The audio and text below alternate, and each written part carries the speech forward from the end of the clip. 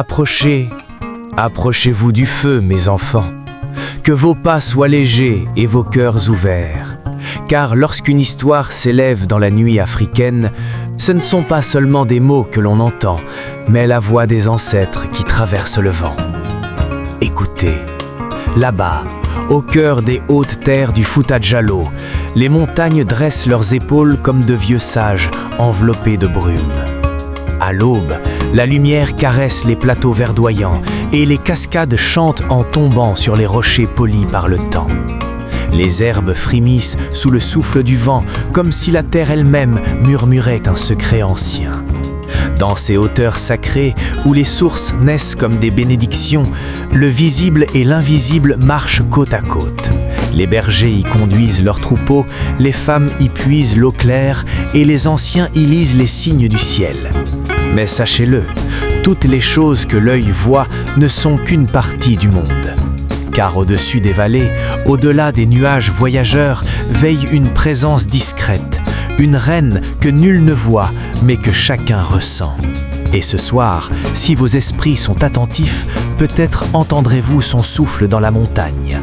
Avant que vos grands-pères ne soient nés, avant même que les premiers sentiers ne tracent leurs cicatrices sur la terre rouge du Fouta Djallon, régnait une souveraine dont le nom faisait taire les tempêtes. On l'appelait Nantan Yero, la mère des sources. Sa parole était douce comme la pluie fine, mais ferme comme le tronc du baobab.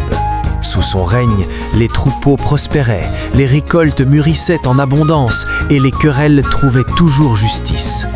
On disait qu'elle connaissait le langage de l'eau et qu'elle pouvait lire l'avenir dans la danse des nuages. Elle parcourait les villages sans escorte, écoutant les anciens, consolant les veuves, conseillant les jeunes guerriers. Sa couronne n'était pas d'or, mais tressée de fibres sacrées et de kaori, symbole de richesse partagée. Mais un jour vint l'épreuve. Une grande sécheresse frappa les montagnes. Les rivières s'amincirent, les pâturages jaunirent et le doute s'insinua dans le cœur des hommes. Certains commencèrent à accuser leurs voisins, d'autres murmurèrent que les esprits avaient tourné le dos au peuple. Alors, la reine convoqua les sages et passa la nuit en prière au sommet le plus élevé. À l'aube, elle prit une décision que nul n'aurait imaginée. Pour protéger l'unité de son peuple et continuer à le guider sans attiser les jalousies, elle renoncerait à sa forme visible. Elle confia son corps à la montagne et son esprit au vent. Depuis ce jour, disent les anciens, elle n'est plus vue, mais elle n'a jamais cessé de veiller. Car une reine véritable ne disparaît pas, elle devient conscience, murmure et lumière dans le cœur des justes. Les saisons passèrent et les générations oublièrent peu à peu la profondeur du sacrifice de la reine. Dans les vallées du Fouta Djallon, la vie suivait son cours, mais les cœurs, eux, commencèrent à se durcir. Une année, les pluies tardèrent. Les nuages s'amoncelaient sans jamais s'ouvrir. Les sources, jadis généreuses, se firent minces comme des fils d'argent. Les troupeaux erraient plus loin à la recherche d'herbes fraîches. Les femmes patientaient longtemps au puits. Et là où il y avait autrefois entraide, s'installèrent soupçons et rivalités. « L'eau appartient à notre village !» criaient les uns. « Nos ancêtres ont toujours gardé ces pâturages !» répondaient les autres. Les conseils des anciens devenaient houleux. Les jeunes, pleins de fougue, parlaient de défendre leurs terres plutôt que de les partager. Les palabres s'éternisaient sans apporter de paix. Même les marchés, autrefois lieux de rire et d'échange, résonnaient de murmures méfiants.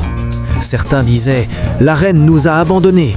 D'autres affirmaient « Si elle existait encore, elle ferait tomber la pluie ». Mais la vérité était plus profonde que la sécheresse. Ce n'était pas seulement l'eau qui manquait, c'était la confiance. Chacun regardait son voisin comme un rival. Les cœurs se fermaient, et quand les cœurs se ferment, la terre elle-même semble se dessécher. Ainsi, le royaume ne souffrait pas d'un ennemi venu de loin, il souffrait d'une fissure invisible née dans l'esprit des hommes. Et cette fissure menaçait de briser l'harmonie que la reine avait autrefois tissée comme une natte solide entre les villages. Au milieu de ce tumulte vivait un jeune berger nommé Amadou. Il n'était pas le plus fort, ni le plus riche, ni le plus écouté. Chaque matin, il conduisait ses chèvres sur les hauteurs piétreuses du Fouta Djallon, un bâton dans la main et une chanson douce aux lèvres. Son père lui avait appris à saluer la terre avant de la poser le pied, et sa mère lui avait enseigné que l'eau n'appartient à personne, car elle vient du ciel. Amadou observait en silence les disputes des adultes. Il voyait les anciens lever la voix, les jeunes serrer les poings, et il sentait son cœur se serrer plus encore que les puits asséchés. Un soir, alors qu'il gardait ses bêtes près d'une source presque tarie, il murmura « Reine invisible, si tu veilles encore sur nous, montre-moi comment réparer ce qui se brise. » Cette nuit-là, il fit un rêve étrange. Il se voyait marcher seul dans la brume, gravissant un sommet interdit. Une voix douce, semblable au vent dans les herbes hautes, lui disait « Celui qui cherche avec un cœur pur trouvera le chemin. » À son réveil, Amadou prit une décision que nul aucun n'aurait osé prendre. Il annoncerait aux anciens qu'il partirait à la recherche de la reine invisible. On se moqua de lui, on lui dit que les montagnes engloutissent les imprudents. Mais il ne répondit pas au rire, car parfois, ce n'est pas l'âge qui mesure le courage, mais la sincérité du cœur. Et le sien brillait d'une lumière que même la sécheresse ne pouvait éteindre. Amadou marcha 3 jours et 3 nuits à travers les hauteurs escarpées du Fouta Djallon. Le vent fouettait son visage, la brume effaçait les sentiers, et parfois le doute se glissait dans ses pas. Mais chaque fois qu'il hésitait, il se rappelait les querelles du village, les regards durs autour des puits asséchés. Alors, il avança. Au 4e matin, il atteignit un sommet que les anciens appelaient la tête des nuages. Là-haut, le silence était si profond qu'on pouvait entendre battre son propre cœur. Une grotte s'ouvrait dans la roche, sombre et mystérieuse. Amadou entra sans torche, guidé seulement par sa foi. À l'intérieur, la fraîcheur enveloppa son corps fatigué. Puis, une lumière douce, semblable à l'aube naissante, illumina la caverne. Il ne vit personne, mais il sentit une présence vaste comme la montagne. Une voix s'éleva, claire et apaisante. « Pourquoi viens-tu, enfant des vallées ?» Amadou tomba à genoux. « Reine invisible, notre peuple se déchire, l'eau se raréfie, les cœurs se ferment. Si tu nous vois encore, aide-nous. » Un souffle chaud parcourut la grotte. « Je n'ai jamais cessé de veiller, mais je ne suis qu'invisible parce que votre peuple a cessé de voir avec le cœur. Vous cherchez l'eau dans les pierres, alors qu'elle jaillit d'abord dans l'unité. » Amadou leva les yeux vers la lumière. « Que devons-nous faire ? » Rappelez-leur ceci. La terre ne refuse pas ses fruits par cruauté. Elle reflète ce que portent les hommes en eux. Que les villages partagent sans compter, que les anciens écoutent les jeunes, que chacun protège la source comme un bien commun. La lumière devint plus intense, puis se dissipa doucement. « Retourne, Amadou, dis-leur que je n'ai pas parti, je vis dans chaque acte de justice. » Lorsque l'enfant sortit de la grotte, les nuages se dispersaient lentement, et pour la première fois depuis longtemps, il sentit l'odeur légère de la pluie dans le vent. Lorsqu'Amadou redescendit des hauteurs du Fouta Djallon, ses pas étaient fatigués, mais son esprit était clair comme l'eau des sources anciennes. En arrivant au village, il trouva la place centrale animée par une nouvelle dispute. Les voix s'élevaient encore, dures comme des pierres qui s'entrechoquaient. Il s'avança sans trembler. « J'ai entendu la reine. » Un silence surpris tomba sur l'assemblée, suivi de quelques rires moqueurs. Un ancien, le front plissé, demanda « Et que dit-elle à un enfant que nous n'avons pas su entendre ?» Amadou respira profondément et répéta chaque parole, sans rien ajouter, sans rien retirer. Il parla de l'unité perdue, des cœurs fermés, de la terre qui reflète l'âme des hommes. Il transmit ce message: la source appartient à tous, comme le ciel n'appartient à personne.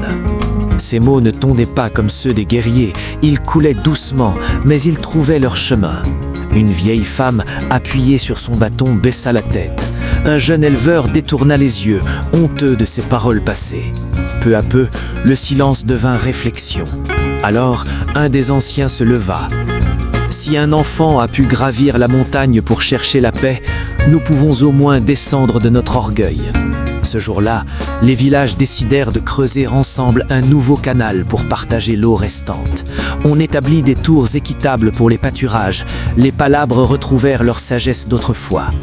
Les jours suivants, quelque chose changea. Les salutations redevinrent sincères, les marchés reprirent leur rire, et un soir, des nuages lourds s'amoncelèrent au-dessus des plateaux. Quand la pluie tomba enfin, Nirpan cria au miracle. Tous comprirent que la véritable pluie était tombée d'abord dans leur cœur. Et dans le murmure de l'averse, certains jurèrent entendre un souffle léger, comme un sourire invisible porté par le vent. Les semaines passèrent et le village du Fouta-Djallon retrouva sa sérénité. Les enfants jouaient à nouveau près des ruisseaux, leurs rires se mêlant au camp des cascades.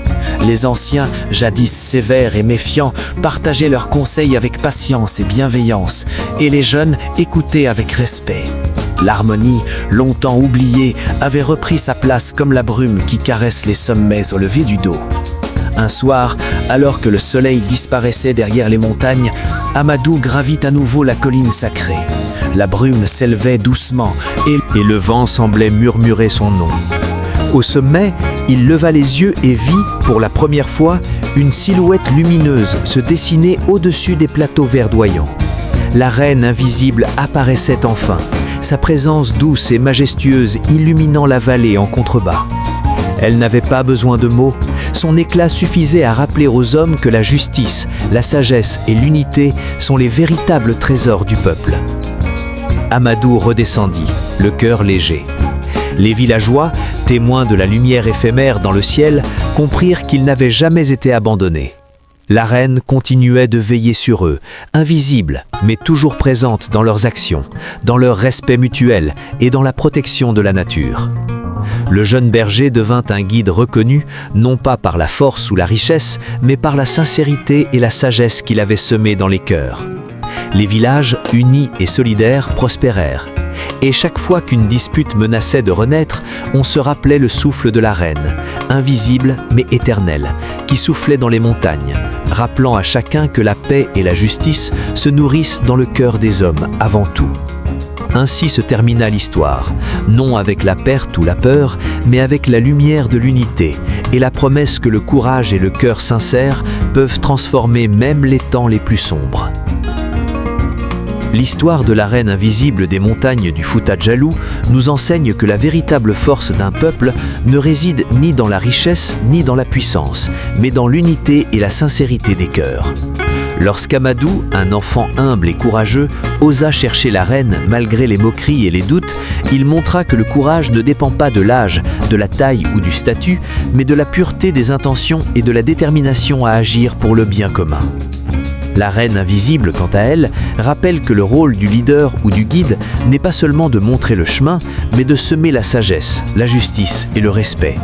Elle nous apprend que l'invisibilité n'est pas un abandon. Elle symbolise que parfois, la guidance est subtile, présente dans les valeurs, les traditions et les actes quotidiens, plutôt que dans la visibilité ou la reconnaissance. Le conte souligne également l'importance de la responsabilité collective. Les conflits et les divisions naissent souvent de l'égoïsme et du manque d'écoute. Mais lorsqu'un peuple choisit de collaborer, de partager équitablement et d'écouter les voix de tous, jeunes et anciens, il retrouve son harmonie et sa prospérité.